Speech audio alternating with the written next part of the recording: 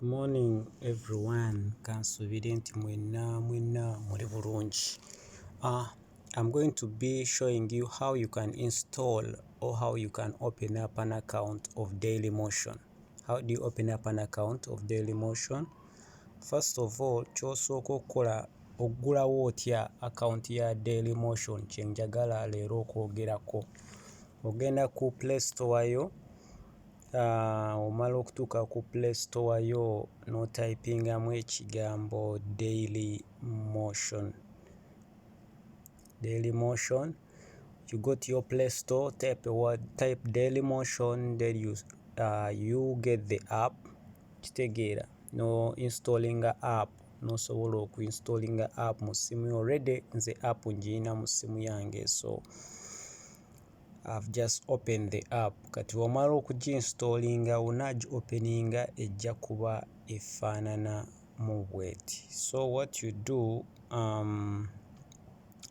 actually let me first log out. Let me log out this app. Logging out.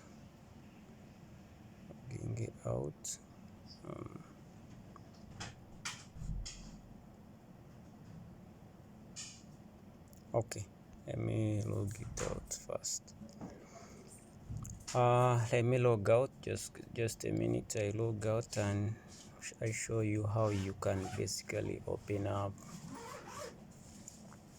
How you can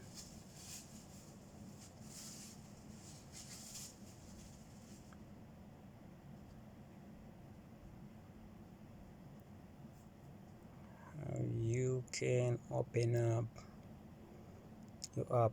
Oba omaze okuinstallinga app, oba olina okusigninga app, oba olina okuggulawo account, ejja kuleetera sign in or sign up. So what you do is basically simple. This is my channel. 42 people bokka bakafollowingako, abalala simanyi oba muli ku ki, abalala simanyi kye muliko. Internet eri a bit slow, so we are going to be a little bit patient.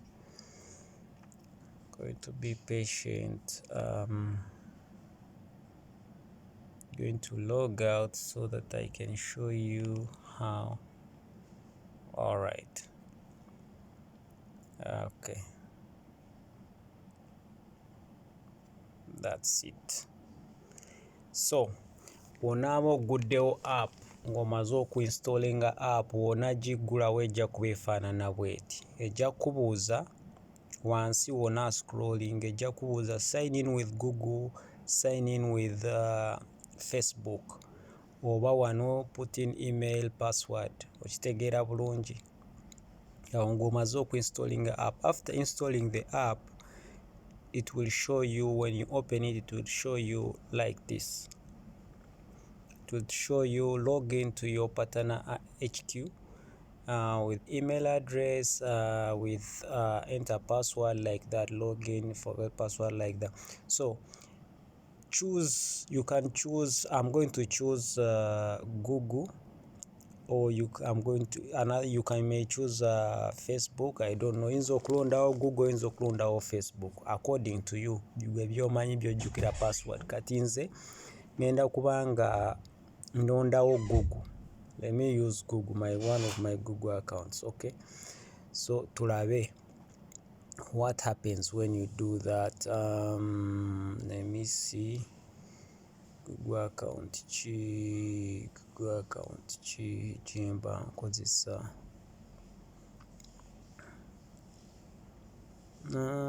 Kankozesa eno. Yeah,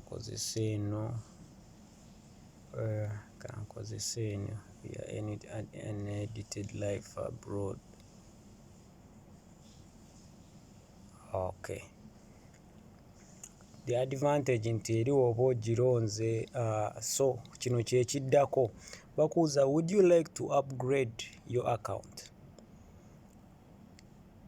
You are currently registered as a user account.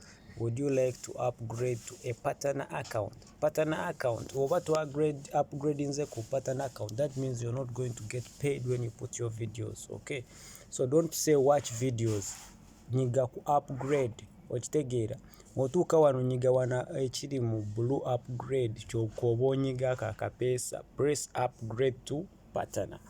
Don't go to watch videos, nedda.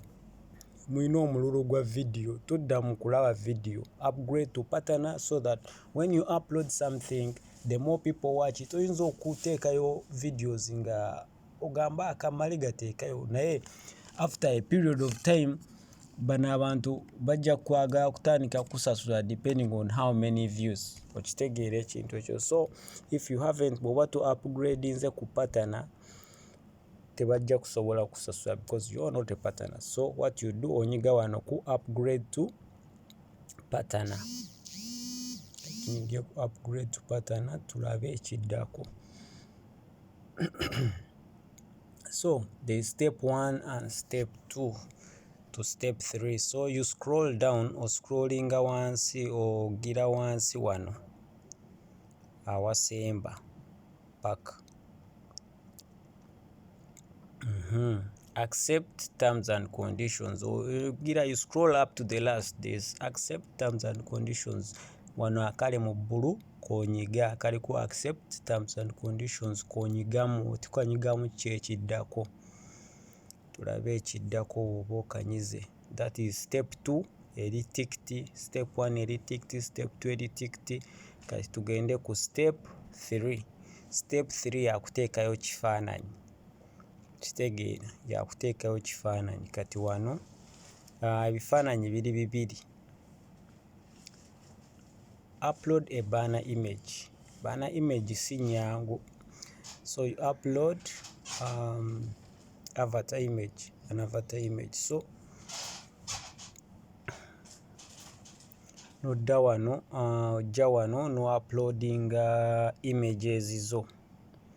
No uploading images zo. Kanteekeyo, sigenda kutandikirayo kiri, sigenda kutandikirayo ekyo.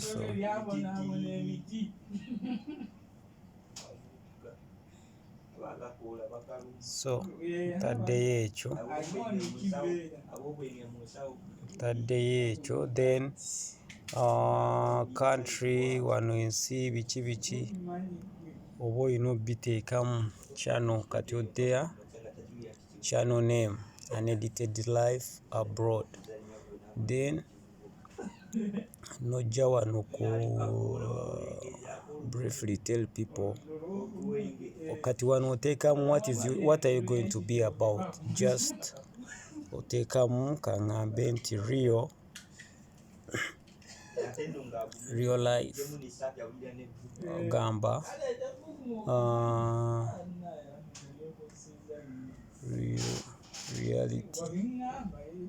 reality. Teekamu reality about life abroad. Okay, that's what the channel is gonna be about. Then description, this platform, ogamba nti platform yo wano oteekamu channel wano ku tag line, oteekamu channel kyegenda okuba ng'eraga, biki byegenda okuba ng'ekola. Wano ku description wabuulira katono nnyo ku channel kyegenda okuba wagenza obagamba this platform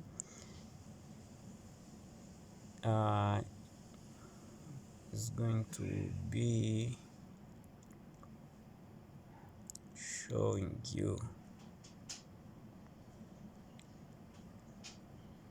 what real life is like. It's like for most experts.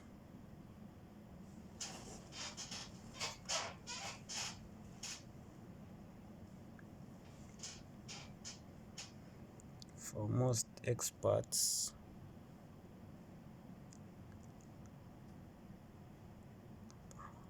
abroad,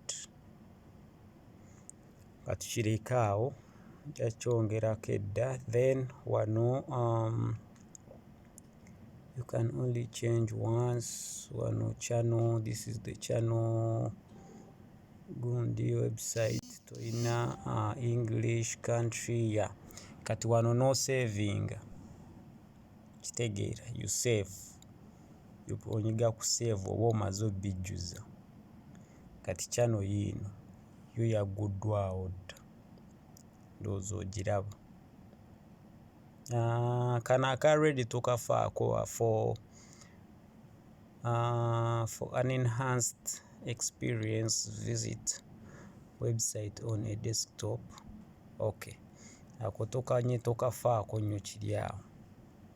Welcome to daily biki kyebakugamba. So how do you know?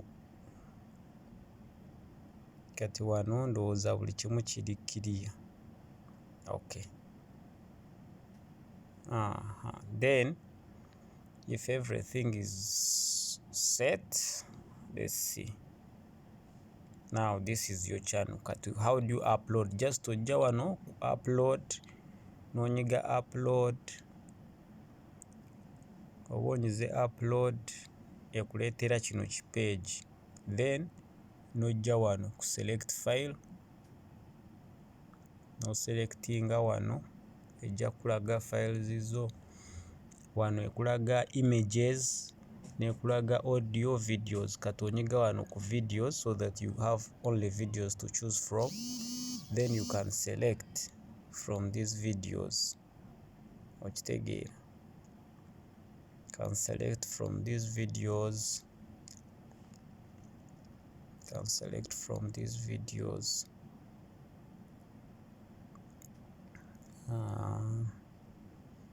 Let me see.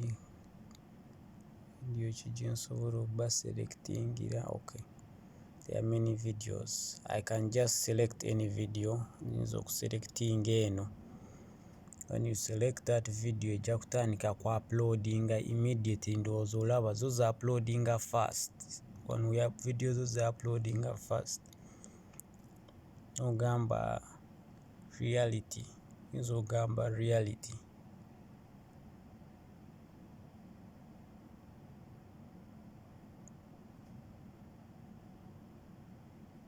Reality about Uganda. Kitegeera. Then wano nojja noteekamu description about your video. Gamba this video explains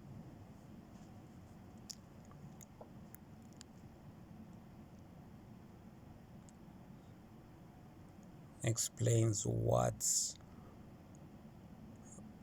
wrong with Uganda today.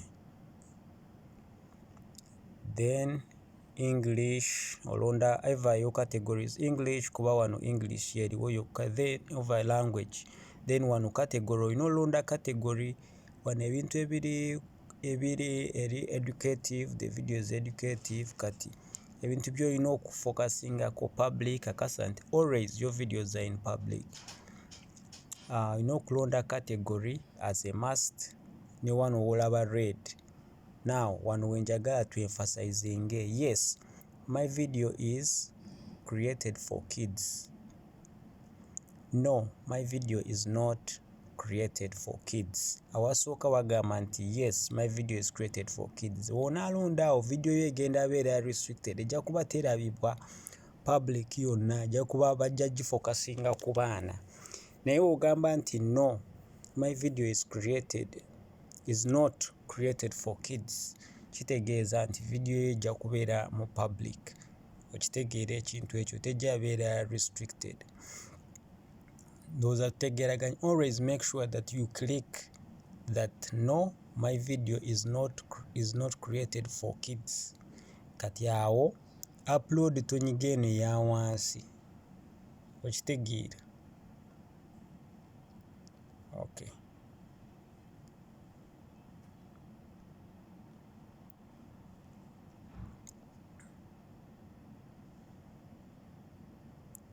video yino,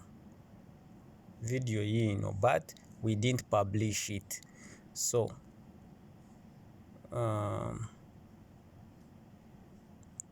let's go to this video so we need to publish this video. Please fill bakulaba. If you have not filled in the mandatory fields, tewasa kukkiriza ku uploading a video. So what are the mandatory fields? Wano twabadde tumaze dda okuteekamu title naye mbinyize bubi ne bigenda. Just teekamu title ya video, the reality, teekamu the reality about Uganda. Mujja kunsonyiwa bannaye mbadde naakazuukuka. About Uganda. Oteekamu this video explains exactly what is wrong with Uganda today. So kati wano ku mandatory educative wano olonda it's not for kids, then publish tolonda wali wansi ku upload, oddayo eno waggulu ku video wano we wali wo publishingira.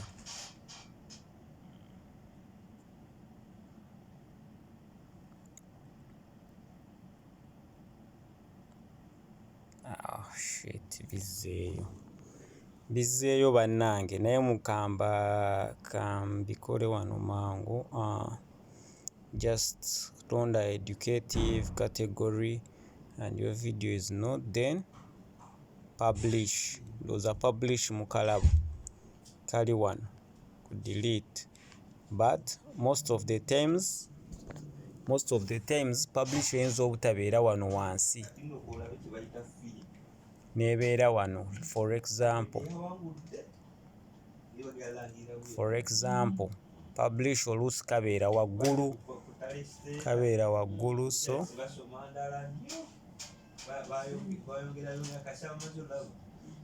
kulage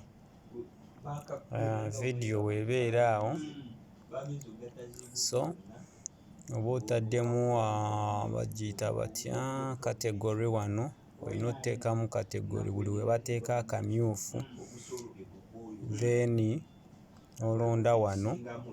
Kati wano ndowooza olaba nti after uploading the first video wansi tewali kintu kyonna. Kati publish eri wano waggulu, okitegeera. Wano ndowooza ogiraba, wano wennyini ku video weeri, kitegeera. So after you have upload, oyinza womala oku uploadinga just onyiga publish, womala okukajjuzaamu, kitegedde. I think that's about it. Then osooka kuddayo n'olaba videos zo wano, onyiga wano. Okay. So genda ojja n'olaba videos zo weba emaze oku uploadinga, oba osa ogiraba wano era oba osa ogiplayinga.